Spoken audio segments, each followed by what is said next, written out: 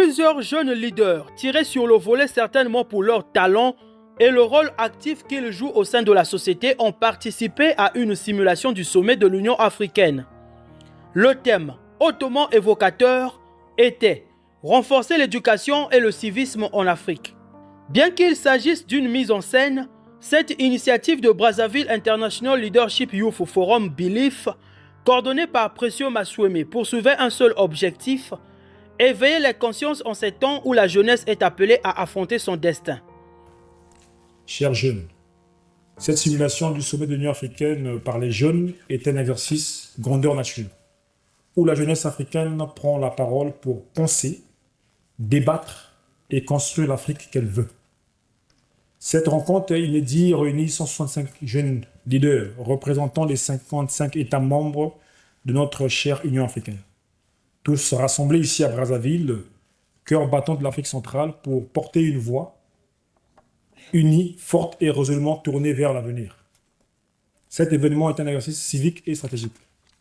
Chers amis, avant tout, permettez-moi de saluer et de rendre hommage à un grand homme d'État qui a contribué et continue de contribuer à la construction d'une Afrique forte et qui place la jeunesse au centre de son action.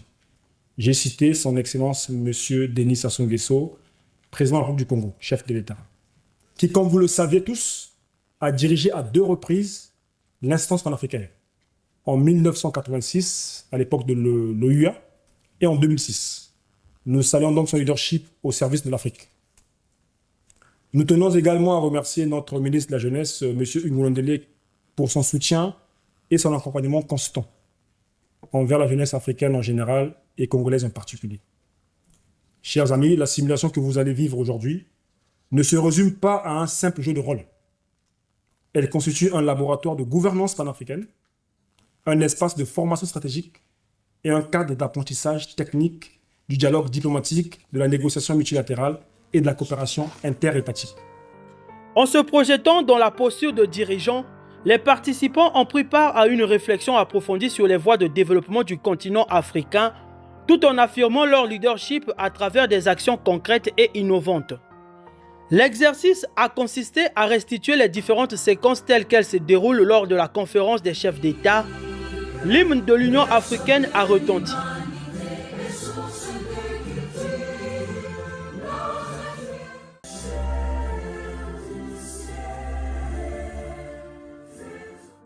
S'est ensuite tenue la cérémonie de passation de charge entre les présidents en exercice sortant et entrant.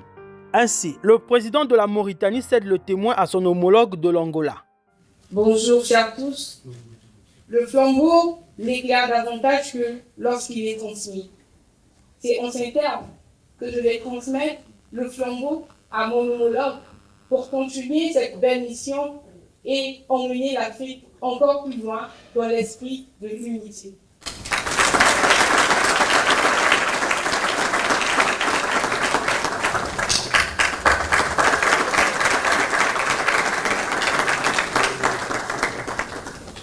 Suivi des discours du président de la Commission de l'Union africaine, du secrétaire général des Nations Unies et du président en exercice de l'Union africaine. Excellence, l'Afrique de demain se construit aujourd'hui.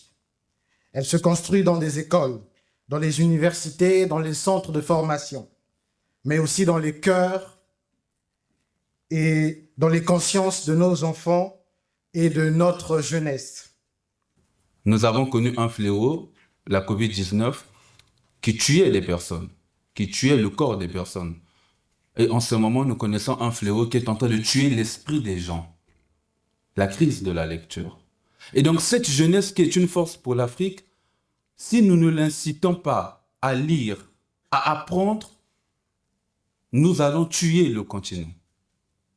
Le continent ne pourra atteindre son plein potentiel sans votre participation active et éclairée. Il est temps que vous soyez non seulement les bénéficiaires des politiques publiques, mais aussi les co-architectes des transformations à venir. Mon mandat, avec l'appui de chacun d'entre vous, mettra un accent particulier sur la promotion d'une éducation inclusive et équitable, et de qualité. La République du Mali et le Royaume du Maroc se préparent. Le thème du présent sommet est d'une pertinence évidente. En effet, l'éducation et le civisme demeurent les piliers sur lesquels nous pouvons garantir et bâtir l'avenir de notre beau continent. Car il s'y est de noter que la sempiternelle histoire, d'ailleurs, révèle que l'Afrique était pour les civilisations le berceau de la connaissance. Mesdames et messieurs ici présents, on est bien d'accord que c'est l'éducation alliée au civisme qui éloignera les bruits des armes et des violences dans nos ruelles. Ces bruits qui occasionnent le déplacement de nos compatriotes, la fermeture des établissements scolaires et qui fragilisent tout le système éducatif d'un pays, et aujourd'hui on parle d'un continent. Alors aujourd'hui, je m'incline ensemble avec la RDC, le Soudan, la Centrafrique. Et je dis aujourd'hui, un jeune éduqué aux valeurs citoyennes, c'est un bâtisseur de paix, conscient de ses droits, mais aussi de ses devoirs, et un levier de transformation sociale. À ces assises, je propose, en tant que présidente de la Mauritanie, d'intégrer l'éducation civique et morale dès l'école primaire, la mise en œuvre d'un programme de soutien psychologique pour les enfants dans des situations qui ont vu voir les traumatismes naître. Qu'allons-nous faire des enfants de Goma après avoir parlé d'éducation sans prise en charge psychologique? Pour les participants, il ne s'agissait pas d'un simple jeu de rôle, mais d'une immersion authentique qu'ils considèrent comme une expérience. Aujourd'hui, on accuse la jeunesse de tout et un peu de tout et de n'importe quoi. On accuse la jeunesse africaine surtout d'être léthargique, mais je pense qu'à travers cette initiative, nous touchons, comme vous l'avez dit, à un sujet qui est très important. Et je pense qu'avec la réflexion des jeunes qui sont ici, nous allons apporter notre modeste contribution et pouvoir faire avancer les choses. La jeunesse africaine, c'est une jeunesse qui est en proie, qui se cherche, mais seule une éducation forte, stratégique, qui peut faire en sorte que cette jeunesse en perdition puisse trouver son chemin. En marge des travaux en plénière, les chefs d'État ont eu des échanges en tête-à-tête dans le cadre de rencontres bilatérales. C'était là, pour ainsi dire, une autre facette de cette simulation. Ce n'est qu'au terme d'une journée de discussion approfondie que le projet de communiqué final a été soumis au vote puis adopté. La simulation du sommet de l'Union africaine a mis en lumière de jeunes orateurs d'exception, maîtrisant à la fois l'art de l'éloquence et la finesse de la répartie. À l'issue des débats, 6 prix ont été attribués, dont le premier à la représentante de la Mauritanie, récompensée par 3 ordinateurs portables et un appui financier. Les autres lauréats ont également reçu des présents. Abordé par la presse, Précieux Massuemé, coordonnateur du BILIF, a souligné toute l'importance de ce type de rencontre qui, rappelons-le, est une grande première au Congo et plus largement dans la sous-région, Afrique centrale. Nous organisons ce genre d'initiative pour encourager les jeunes à se former. Voilà, parce que la jeunesse, c'est l'avenir, mais c'est aussi le présent. Il faut que les jeunes aujourd'hui se forment à la prise de décision, se forment à la confrontation, se forment au débat.